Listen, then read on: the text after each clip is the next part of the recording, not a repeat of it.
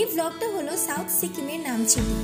তোমরা যদি আমার আগের গ্যাংটক ট্যুরের ভিডিওটা দেখে থাকো তাহলে তোমরা দেখতে পাবে আমি প্রথমে ইস্ট সিকিম গ্যাংটকে গিয়েছিলাম, ওখান থেকে আমরা আবার নামচি যাচ্ছি।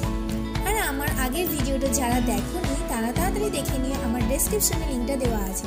তো চলো আমরা স্টার্ট। সবার প্রথমে আমরা গ্যাংটক থেকে একটা গাড়ি বুক করে নিলাম, তারপরে আমরা বেরিয়ে পড়লাম নামচির দিকে। গ্যাংটক থেকে নামচি যাওয়ার সময় গাড়ি থেকে যে দৃশ্যগুলো দেখা যাচ্ছিল জাস্ট অসাধারণ লাগছিল।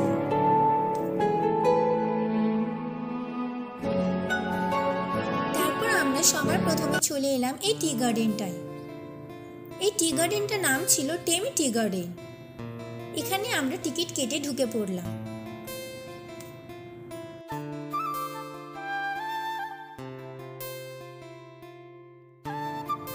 তারপর আমরা ওখানে কিছুক্ষণ টাইম স্পেন্ড করে ফটো তুলে আবার বেরিয়ে গেলাম আমাদের নেক্সট টুরিস্ট স্পটে।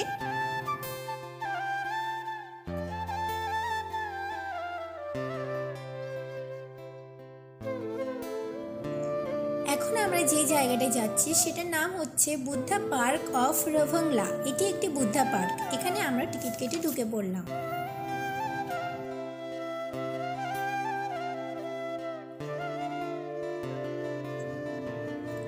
এই বুদ্ধা পার্কটা অনেকটাই বড় ছিল আর চারিদিকে পাহাড় আর মাঝখানে এই মন্দিরটা দেখতে খুবই সুন্দর লাগছিল।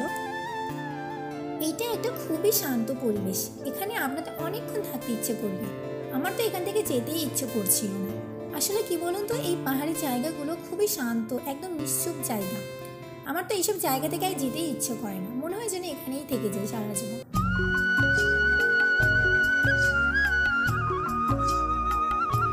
তারপর আমরা আবার এখান থেকে চলে গেলাম আমাদের হোটেলের দিকে, যেটা ছিল হোটেল সমরুপসে ইন নামচি। হোটেলটা খুবই ভালো লাগছিল আমার গ্যাংটকের হোটেলের থেকে, কারণ গ্যাংটকের হোটেলটা আমাদের মার্কেটের ওপরে ছিল, কিন্তু এই হোটেলটা থেকে আমরা পাহাড়টা দেখতে পাচ্ছিলাম খুব ভালোভাবে। আমরা দুটো রুম বুক করেছিলাম।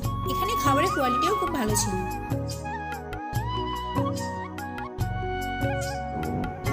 সেকেন্ডে নামচিতে আমরা বেরিয়ে পড়লাম আরও কিছু সাইট সিন করতে। তো আমরা হোটেলে ব্রেকফাস্ট করে বেরিয়ে পড়লাম। প্রথমে আমরা চলে গেলাম এই ফ্লাওয়ার গার্ডেনটা।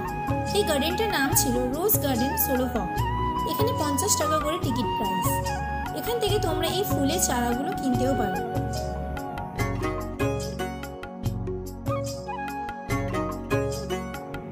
এই ফ্লাওয়ার গার্ডেনটা খুবই বড় ছিল, অনেকটা জায়গা নিয়েছিল এই গার্ডেনটা।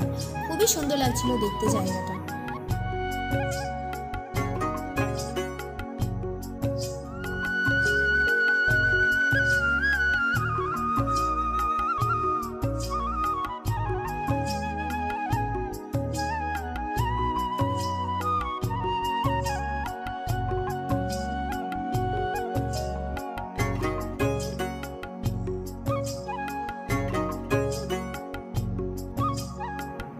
তারপরে আমরা এখান থেকে বেরিয়ে আরও একটা জায়গায় চলে গেলাম, যেটা ছিল সিদ্ধেশ্বর ধাম, 4 ধাম। এই টেম্পলটাও অনেকটা জায়গা জুড়ে অবস্থিত ছিল।